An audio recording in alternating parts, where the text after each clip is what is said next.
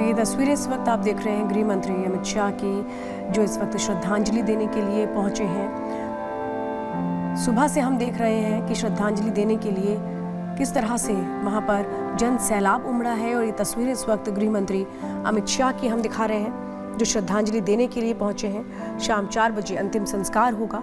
3:30 बजे तक पार्थिव शरीर को अंतिम दर्शनों के लिए रखा गया है।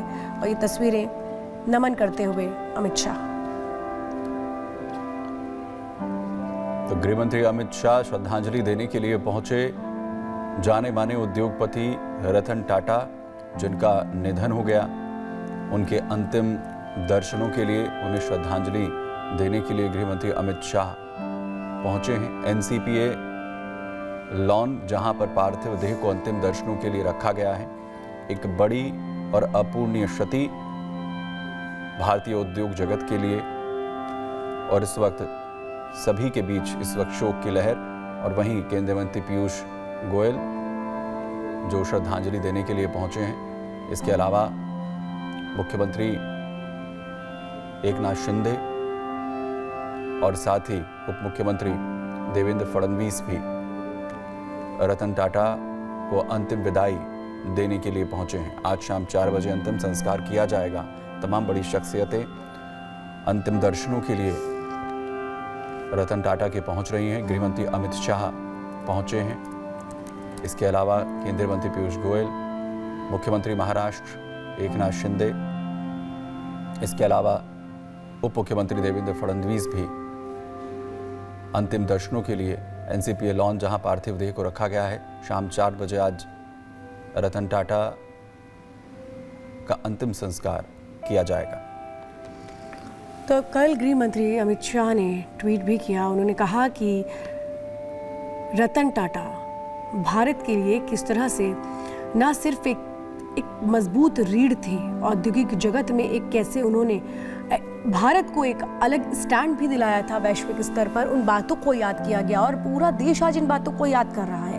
क्योंकि आप समझिए, इतने बड़े उद्योगपति होने के साथ साथ वो बातें जो रतन टाटा को दूसरों से अलग बनाती हैं, वो थी उनकी सादगी, वो थी उनकी सरलता, वो थी उनकी आत्मीयता और लोगों से उनका जुड़ाव। उनकी पूरी कोशिश होती थी कि उनके साथ उनके उस औद्योगिक सफर में जितने लोग भी जुड़े रहे, चाहे वो छोटे स्तर का कर्मचारी भी रहा हो, वो उनके बीच भी अपनी मौजूदगी को एक पिता के समान दर्ज करते रहे। और यही वजह है कि आज रतन टाटा को अंतिम विदाई देने के लिए, श्रद्धांजलि देने के लिए दूर दूर से न सिर्फ लोग पहुंच रहे हैं, नेताओं के साथ साथ एक आम आदमी का भी उनके साथ जो जुड़ाव है वो हमें देखने को मिल रहा है। गृह मंत्री अमित शाह जो अंतिम संस्कार में शामिल होने के लिए पहुंचे हैं, श्रद्धांजलि उनकी ओर से दी गई, नमन किया गया। क्योंकि कहते हैं कि कामयाब होना और कामयाब होने के साथ लोगों के दिलों पर राज करके कामयाब होना, दोनों में बहुत फर्क है। रतन टाटा ने सिखा दिया कि कैसे शिखर पर पहुंचकर भी आप पैर जमीन पर रखते हुए आगे बढ़ सकते हैं। और इन बातों का जिक्र वो उन्हीं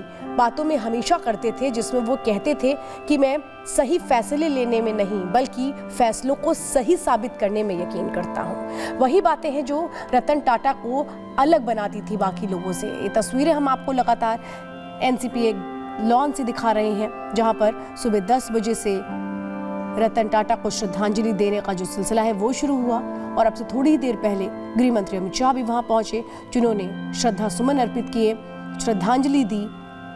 क्योंकि कहते हैं कुछ क्षति ऐसी होती है जो अपूर्णीय होती है, और रतन टाटा का भी अलविदा कहना दुनिया को एक अपूर्णीय क्षति के तौर पर समझा जाता है। क्योंकि वो योगदान सही मायनों में किसी भी तरह से कम नहीं, चाहे लोगों को उनके सपनों को सच करके आगे बढ़ने का हौसला हो, या फिर दान करके लोगों की जिंदगी संवारने का मौका हो।